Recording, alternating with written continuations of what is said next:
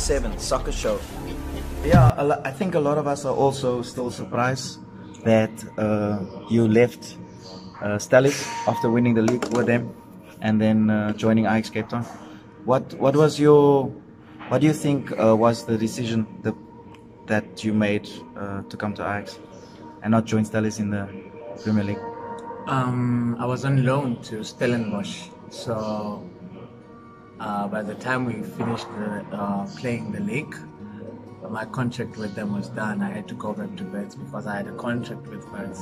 Okay. So when I was back at Vets, I don't know how, but I was expecting to go back to Stellenbosch, but I believe there was a miscommunication between the two teams and things didn't work out. There was no agreement, which was bad for me. And I stayed there for a while. Out of the blue, I had that Ajax are interested in my services, and I never thought twice about it. Said, look, I'm going there. Yeah, I would also grab Ajax if Ajax comes calling. Yeah. I mean, yeah, former player, as you know. I'm now coaching at Ajax Cape Town, and yeah, welcome to the show again. As I say, Rowan Hendricks on the RE7 Soccer Show, chatting to Abednigo, introducing him once again, and yeah, I just want let's go on another journey and talk about singing. Yeah. So your song, the song from Torren Wells, I have to go back to it because I think it's a song that's blessing a lot of people out there. I think you chose it perfectly and you did it well, man. Have you done it before? Yeah, I've done a lot of songs, not this one, but I've done a lot of songs. I surrender all to you, and songs that people could relate. Where can the people see it? Is it on social media? Yeah, on my Facebook page, I've got a lot of good songs that on there people can get. Yeah. Okay. And where the Torren Wells one, we were on camp, so I don't know. I thought it just came to me. Like, anybody just got a speaker, guys, and someone borrowed me. I got a speaker together with Rogers. We went into the room. I thought about doing this, and I just sang, and it came out nice. I'm like, I don't need to keep it for myself. Yeah, let me put it out there. Yeah? Yes. Yeah. Thank you for sharing it, man. And yeah, when I listen to it, one of my favorite songs, I must say. Wow. My wife, she's like, again. But yeah, man, that's why we love, to inspire others. And if we can use the platform to inspire others and also to tell others about God. Yes. And what's your Christian like, your walk like? How's it been? You said your father's a pastor. Yes. You are saved, you are born again. Yes. And are you right now in any church? Yeah. Or what's happening?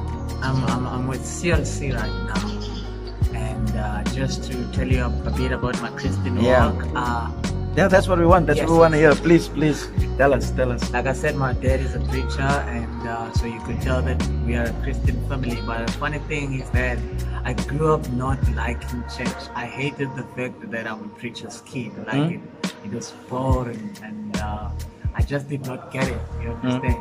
Until I went to Sports School of Excellence. There was a missionary from America, Pastor Miller. So he used to come to school on Mondays and Fridays, and he just, to preach, to motivate and encourage us.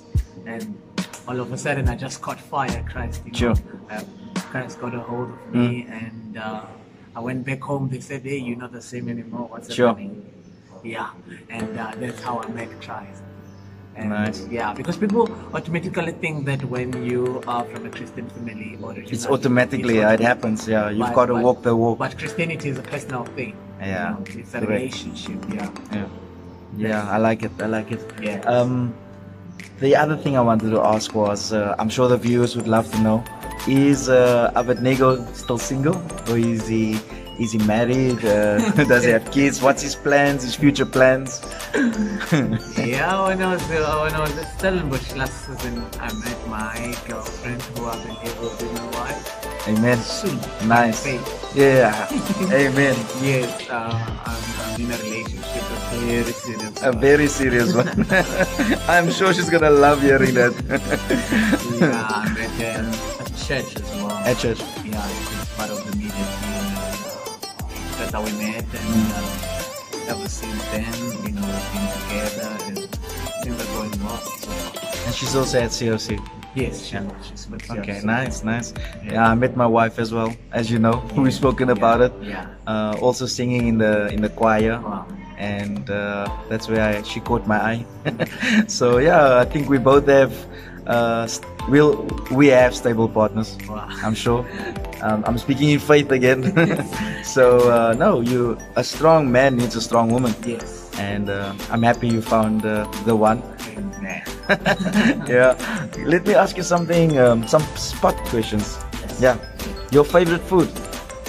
I'm an original Kasi guy. Kasi guy. Yeah. Yeah. Pop and Vos. Pop and Vos. Chakalaka. But I'm not a Kasi guy, but I love chocolate also and pop and balls. I love when my wife makes they call it pap tert. Yeah. She makes it in the oven, the pap, and then there's millie Yeah. and bacon and tomato in it. So yeah, Yeah, but I'm glad. that's what we grew up with. So Yeah. for me, that's it.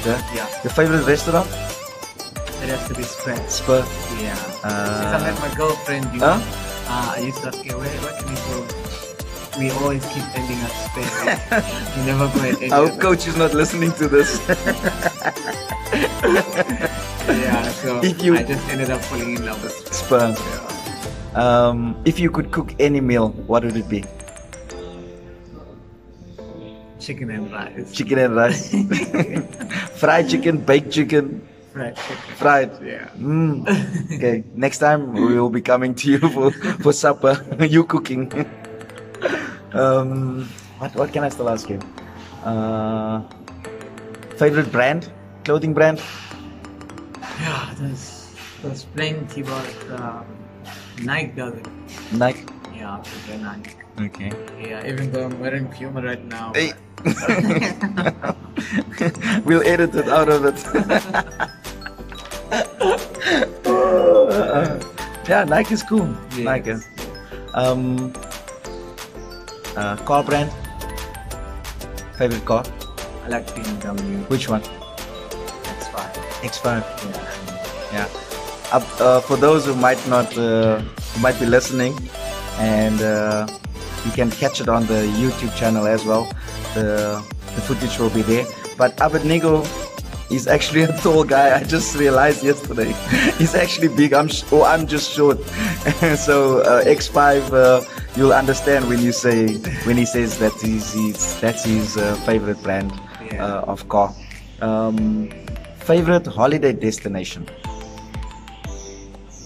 That I've never been to. that you've never been to, and one that you've been to. I like Paris. Paris. Yeah, from what I've seen, it looks like a great place. Romantic, eh? Yeah, I think your honeymoon should be in Paris. Hint. yeah, it's a very good place. And the one I've been to, I think Seychelles. Yeah. We played a camp tournament there, and wow, I wish we could stay like 2 days after the game. Yeah, it was amazing. You said, Kev, you've been in the national team.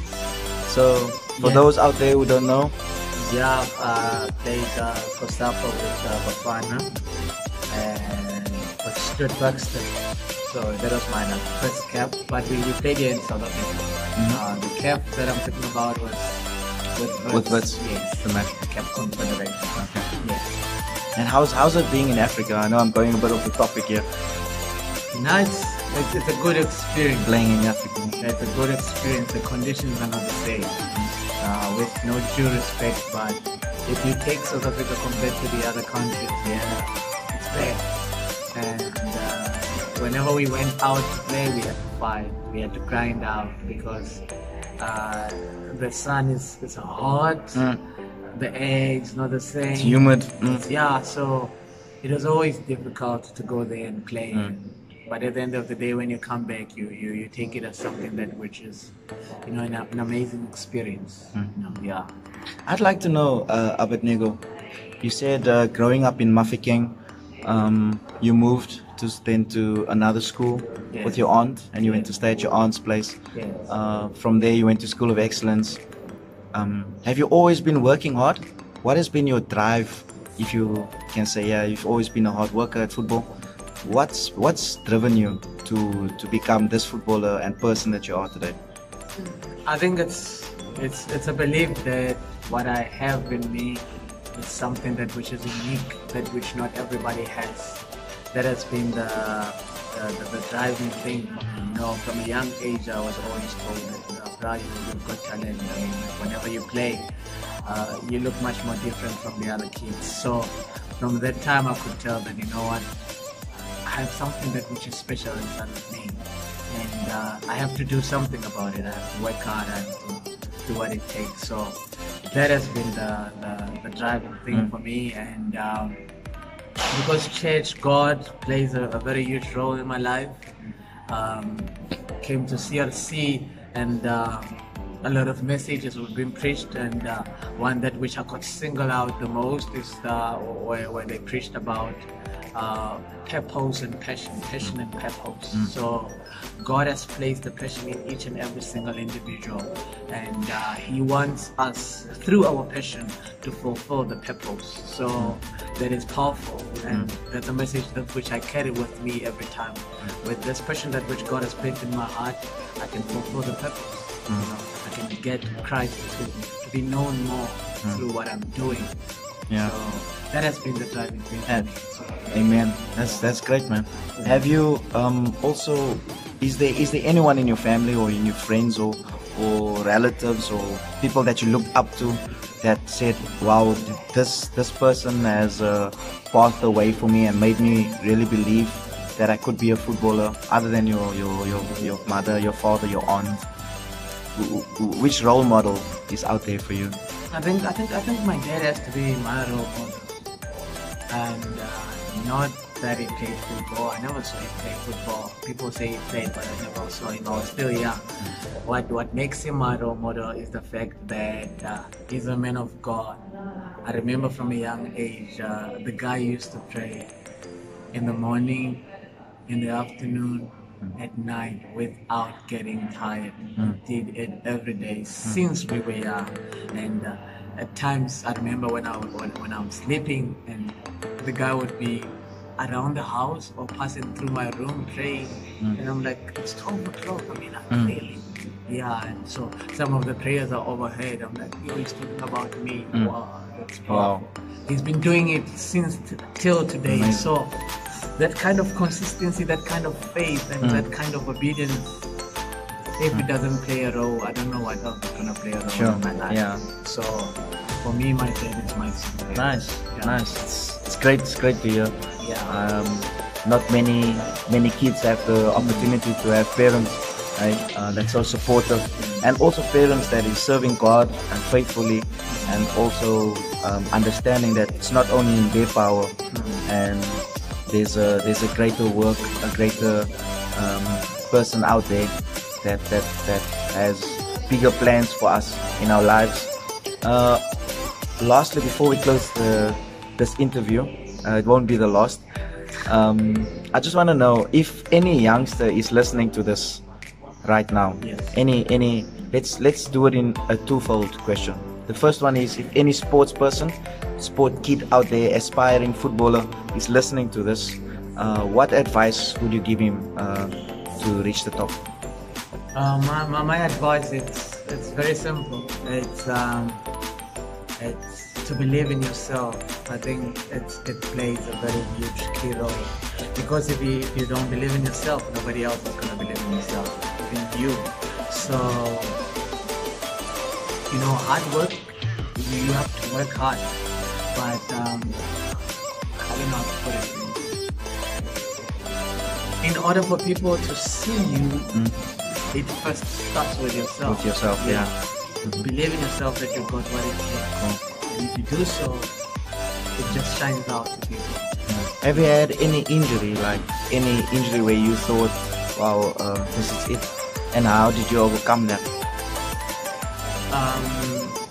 Yes, I've had an injury where I couldn't play for like 7 to 8 months. I had an injury in my right foot. I don't know what happened. I got into a 50-50 tackle and went to see the doctors. Made about like 3 X-rays. Nothing could be seen, no fracture there. So by that time, it's by that time where I got to know Christ. I knew Christ through an injury. Sure. That's funny now. Yeah. If it wasn't for my injury, I wouldn't have been in Christian. Serious? Just to put it in simple terms. The miracle. Yes. The miracle I happened. got saved through my injury. Through your miracle. Yes. Yeah, that's amazing. Yeah. So in that process, I was stressed. I was frustrated, and I had nowhere to go but to Christ. Crazy. If I must tell you a story now, you'll think I'm lying. I tore my Achilles. I was playing for Super Sport. Then I got loaned to FC Ajax, and I tore my right Achilles. And the doctors said to me, you can have an operation or you can let it rest for 7 months. And in that 7 months, I went to a church service at Rayma Collie's church in Johannesburg. And it was a healing service. And I was doing rehab through Super Sport. And then I think 3 months before that, the doctor had done X-rays and said to me, look, it's going to heal, but you need time and rehab and everything. And he said he's never seen a rupture like my Achilles. He's seen ruptures before, but this was a weird one. Somehow it was just weird. Then I went to Rayma, and some woman just walked up to me. I didn't know her. She just walked up to me and she said, why do you look so sad? And I said, no, I'm not sad. She says, no, you look sad. And then I said, no, I'm here because I think God can heal me today. And she's like, where is it hurting? And I said, my right Achilles, my right foot. And she actually took her hands and she put her hands around my Achilles. And immediately she started praying. I just felt warm blood rushing towards my Achilles at my foot, at my ankle. I just felt it going on. And she stopped praying. She said, go and enjoy yourself in the service. You are healed. She said that immediately. 2 weeks later was my checkup for my Achilles. So I go to the same doctor. They do the same X-rays, everything. The doctor comes out, shows me the X-ray. I still have it today. He says to me, he has never ever seen something like that. Grown back. The muscle grew back. There's no artificial muscle that grew. The ligament, everything grew back as if it was normal. Wow. And he asked me, what did I do? I said, no, I just did rehab. And I told him God healed me. So I think my faith was strengthened through that as well. And I say it again, I'm happy that you as a footballer and footballers are coming out and they are expressing their love for God. They are expressing their faith, because back in the day we never used to do it. And I can honestly say that we used to just want to beat around the bush and also just go with the flow. So big ups to you, my man. Thank you for doing it. And the last question I forgot to say, someone out there that would like to know, where do you see yourself in future? Where would you like to go, and what would you still like to accomplish? And if you have a message for anyone out there, you can let them know. The platform's yours. Where do I see myself in the future? Of course, for now, it's to do as good as I can with the club and progress as possible. I think it's every player's dream to play overseas. I believe that I still got time. I still have what it takes if I keep on doing what I'm doing to get to overseas. So with I always had this in mind. Let me just be honest. Yeah, we're honest. Yes. You're honest. Yeah. After football, I don't know much, but I want to be in the ministry. I'm not saying I want to be a preacher or a singer or but I just want to be in ministry. I feel like it's something that is in my heart. I feel like it's a calling type of thing. And if that's God's will, somehow I'll be somewhere there in the ministry and doing God's work. Of course, I like music. I can sing. I know. Yeah. And sing and play the singing footballer. Yes, I'm gonna pursue that as well. So there's so many plans. No, I think you should. I think you should. And you know what? God gives us a gift, and he says use it. Use your gift. And if you don't use it, He'll give it to someone else. And I think you're on the right track. I believe what you said now. I believe it, that it's true. And your purpose might be bigger than football, but it might be just for a time, for a season that you're doing what you were gifted with, and then you really find your purpose. Yeah. Cool. Anything else you want to share with us? You want to give a shout out to anyone that's listening right now? Maybe your family, your friends, your girlfriend, anyone? Yeah, no, I'd just like to give a shout out to my mom. I know she's my #1 supporter, and there's small little things, the interviews, whenever she gets to see me on TV, like I know it without a doubt that she's the most happiest person in the world. And yeah, I just want to send a shout out to her, to my dad, to my girlfriend, to my sisters. And there's so many people out there, those who are behind me, even the Ajax supporters. Like, they've been amazing. I've never been in a club where the supporters are so attached. They are so close. Whenever we do well, they are the happiest, and whenever we lose, they get hurt. And it's amazing what I see, and so I'm sending a great shout out to them as well. Anyone else? Yes, of course, it's my girlfriend. Ah, okay. I told her about this interview. She can't wait as well. Yeah.